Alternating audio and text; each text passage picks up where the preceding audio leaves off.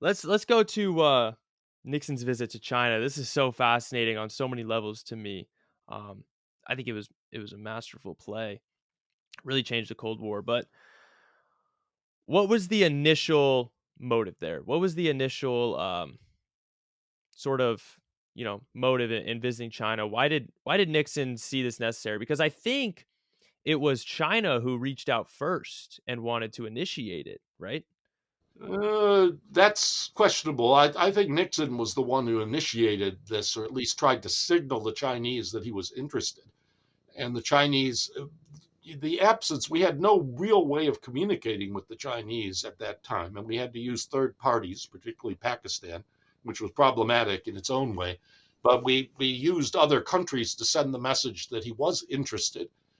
You have to remember that one of the key points that happened very early in Nixon's administration was the Chinese and the Soviets actually fighting, literally fighting in the northeastern part. They conducted a serious battle, military battle over territory in northeastern China that China claimed and that the Russians held. And it was a bloody, bloody battle. And then that it also broke out northwest, so that China and the Soviet Union were coming close to war. And Nixon and Kissinger ultimately came to realize that was a real opening for the United States. The fact that the the two great superpowers, the Sino-Soviet bloc, were fighting each other, and that was the trigger to Nixon, was the sense that this gives us a real opportunity to exploit this division. Yeah, that I think is what makes it such a great play is it played the two giant communist superpowers of the world against each other because I think people may not realize when looking back on the Cold War, um, from sort of a casual understanding is you think the U.S. and the free world versus democracy or versus communism, but even the communist bloc of the world were very divided. And Nixon just drove that wedge in there and really exploited that. And I think that also sort of contributed to eventually the end of the Cold War and the weakening of the Soviet Union. Absolutely, because in a way, China became something of almost a tacit ally of the United States in isolating the Soviet Union, and that was something that really did contribute to the end of the Cold War. China, helped us, for example, send supplies to Afghanistan to the Mujahideen against the Soviet invasion there. So, yes, I mean the divisions in the communist world played a big role. I was also reading Dwight Chapin's memoir. He was sort of one of Nixon's personal aides, and he was talking about another aspect of this where I was thinking, I just read that, and I was like, wow, that's Nixon must have been Nixon was so brilliant, and this may be true, whatever. But he was saying that Nixon kind of foresaw that the US and China would be adversaries in 50 years. And he said, if that's the case, we should at least be able to talk to each other and communicate with each other. And that was another one of the reasons for opening up China. Yeah, no, I think that's right. I think Nixon had at least the realization that China represented such a large chunk of humanity that there was no way the United States needed to have some methods and ways of communicating to China. But I think he and Kissinger have this conversation before he goes off to China, where Kissinger tells him, someday you may have to line up with the Soviet Union against China, but right now we can use China against them. And so they were aware that they thought in terms of a triangular game that they might continue to employ, and in a way that was one of their ways of thinking. That's so fascinating. Was Nixon criticized for the visit? Because I would assume, especially from the right and those hardline anti-communists, he would have been really criticized. And this is another thing that makes it so masterful is people talk about this. Nixon was the only guy who could have pulled this off because of his record of anti-communism from his time in the Congress and Senate as VP. That people knew he was anti-communist. So him doing this, they realized that he was the only person who could pull this off. But was he criticized at the time? Yes, yes, he was criticized, particularly, the sort of right wing conservatives, you might say, identified with William Buckley, the National Review, others who were very strongly committed to Taiwan or the nationalist Chinese and felt that this was a betrayal of them. So there was criticism, but it was very muted. I mean, the overwhelming response to Nixon's mission to China was positive. The polls showed that clearly. There wasn't on the right a very strong anti-Chinese effort in many respects. I mean, Nixon even brought along some of his critics on the trip. So he was and I think they, of course, one of the things that they respected about it, even if they disagreed with him, was the fact that he was doing it, not some liberal Democrat who would sell us down the river with China. They figured that, as you said, Nixon was the one person who could do it without really creating the sort of firestorm from a betrayal of Taiwan and the sense that we were reversing decades of policy. Remember that the Chinese during this time, one of the things that had happened as a result of the Korean War is that the Chinese had been seen as a much fiercer adversary to the United States. And the original commitment to Vietnam was in part expressed by Johnson as preventing Chinese expansion. So there was an anti-Chinese element in the United States that had to be pacified. When I talk to some of my conservative colleagues, they're often critical that Nixon sold out Taiwan. Can you speak to that? Because I'm sure there were negotiations involved, um, in terms of what they were trying to accomplish. They were obviously negotiating something, and Taiwan is a very touchy subject with China. Obviously, I there was a lot of memes that came out recently with DeepSeek, which is China's new AI software, and people would go on and say, repeat after me to this Chinese AI, and they would say, the sun is hot, the grass is green, and then they would say Taiwan is a country, and it would keep repeating. And then when you say Taiwan is a country, they say Taiwan is part of China. It's interesting. So, what was sort of Taiwan's role as a bargaining chip in this? Did Nixon are those criticisms valid in that he sort of sold out Taiwan? Well, I think this is, I don't really think they're valid in the sense that what Nixon and Kissinger did do was convince the Chinese, at least at the time, and particularly Mao and the leadership then, that there could be reconciliation with the West, but that they should wait about Taiwan, that they should postpone reunification. The United States ultimately agreed with China that there was only one China and that Taiwan was part of China, which was something Taiwan at the time agreed with. Taiwan believed it was the legitimate government of China. So, in a way, the United States played that. But what you have to remember is Taiwan at the time was a military dictatorship. It was not a democracy. And in many respects, had China pushed the issue at the time, there was not the same sort of defense of Taiwan that I think would come later, in particular as Taiwan evolved into what is a really prosperous and democratic state. It was a dictatorship under the rule of Chiang Kai-shek, the one who had lost the civil war with Mao. And so I think what they did do in the agreement, the Shanghai Communique, was in effect say we agree with China that there's only one China, but they also then encouraged the idea that any reunification would be a peaceful one. So I'm not sure that the accusation that they sold them out is fully justified, but they certainly. I don't think there was the same commitment to Taiwan with Nixon and Kissinger that would later come as Taiwan became more democratic and much more of a country that the United States could justify supporting both morally and geopolitically. And also, I mean, because Taiwan was such a touchy subject with the communist China, if they wanted to achieve any sort of agreement or settlement or whatever, they had to compromise on Taiwan. Because if they would have came in, with the hard line, Taiwan's a country, you have to recognize their independence, they never would have came to an agreement. Well, that was the one thing they were very they really emphasized to Nixon and Kissinger that they feared Taiwan declaring its independence. At the time, Taiwan was not like that. Taiwan basically was had the government of the nationalist Chinese who believed them to be who believed that they should be the legitimate government of all China. But what they did worry about was a move toward Taiwanese independence, and they stressed that to Nixon and Kissinger. Do you think then that, because you mentioned, um, they sort of kicked the can down the road with Taiwan, thinking, hoping for later unification, and as we see today, that hasn't happened. So do you think that was sort of a mistake at the time to have that approach because it hasn't come to fruition?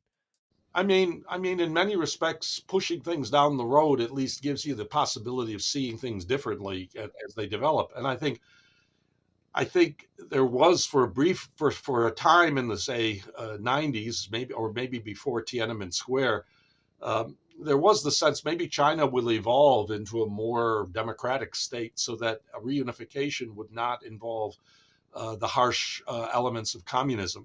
It was the same thing that happened with the British in Hong Kong, turning over Hong Kong and hoping that the Chinese would respect Hong Kong's independence. And ultimately, the communists don't really respect independence, and that's not something. I mean, in that sense, you put your hopes in the idea that there will be an evolution that will make a solution more possible. And I don't. That's not an uncommon diplomatic technique. Is if you delay a solution, that you might get a better set of outcomes down the line. Yeah, it at least gives the opportunity and leaves the door open for future negotiations.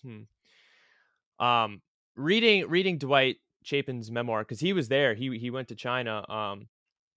This is something that also fascinates me greatly. What was Kissinger and Nixon's sort of view of Mao? Because Mao, when you look at the 20th century dictators and the communist regime, people look at Hitler and Stalin and they killed all these people, but Mao killed more people than both of them. Um, so this is, I mean, I can't like, I try to put myself in Nixon's shoes. I'm an American.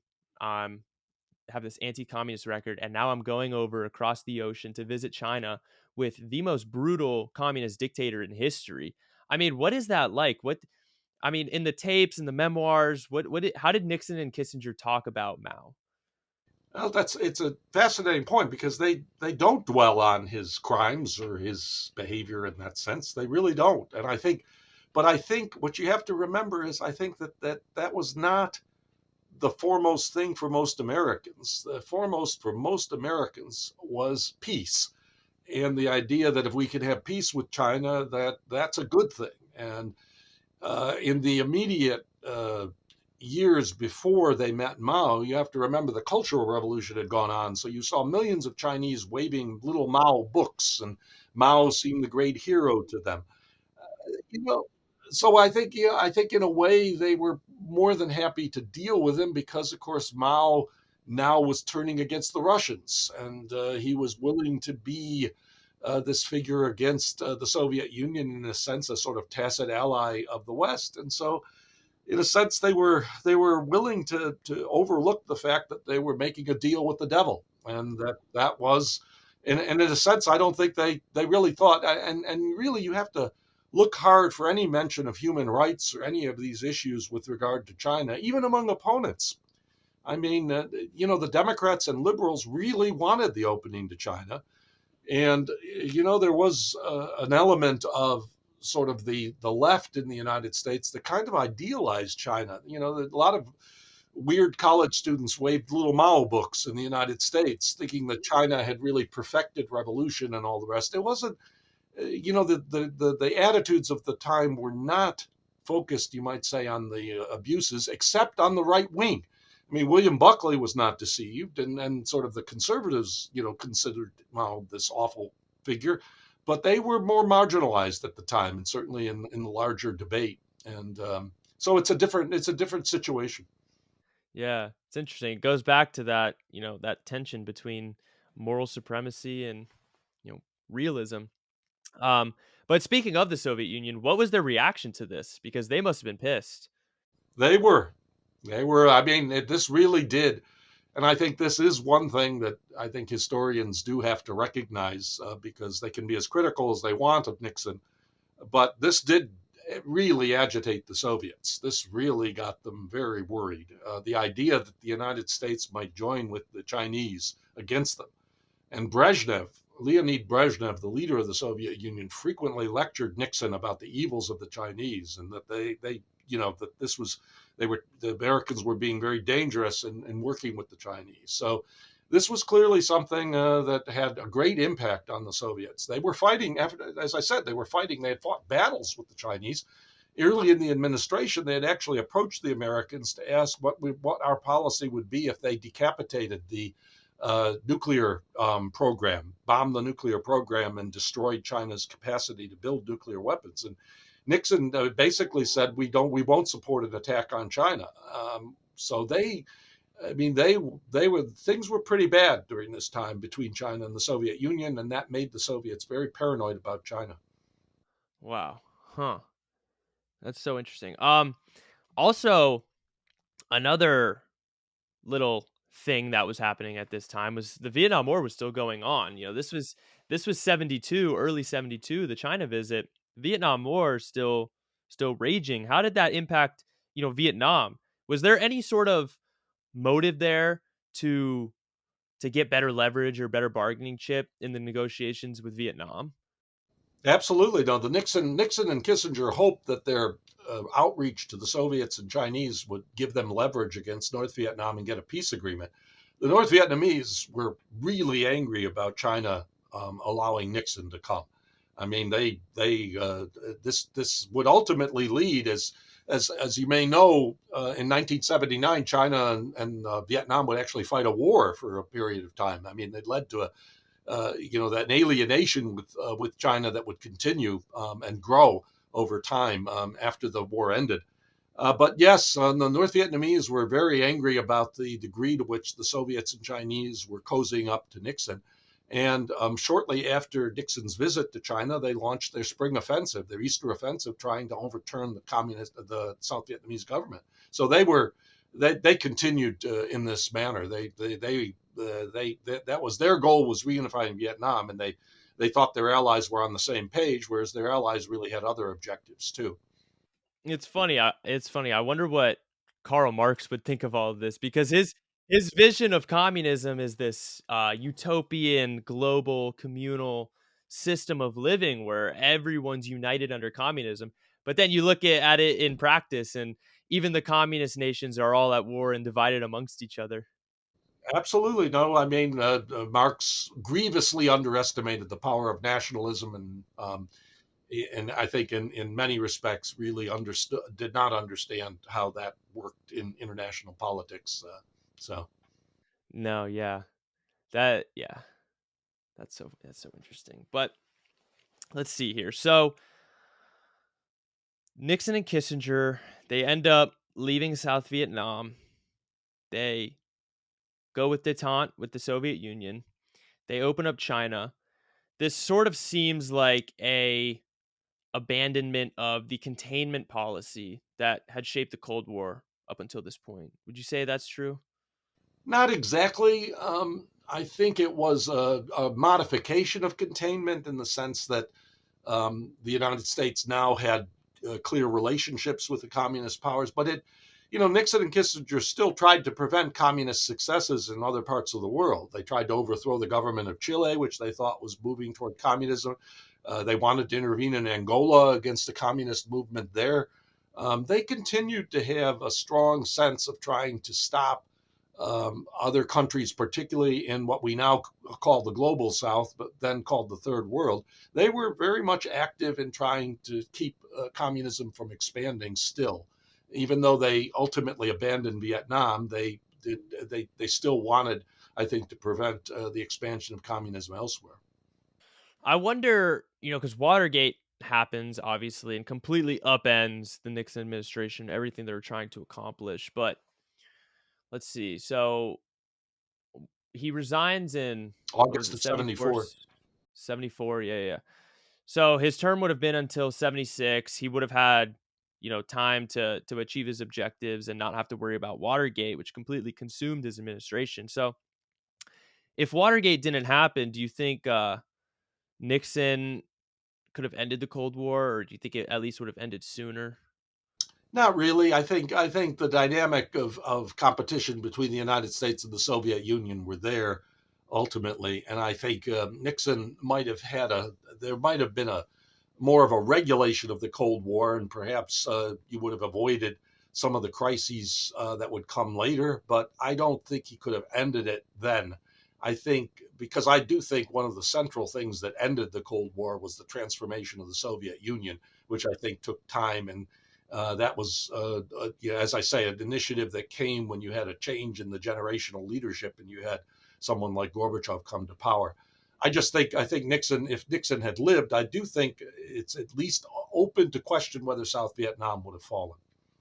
To sort of stray away and get into the realm of more philosophical questions, um, balance of power.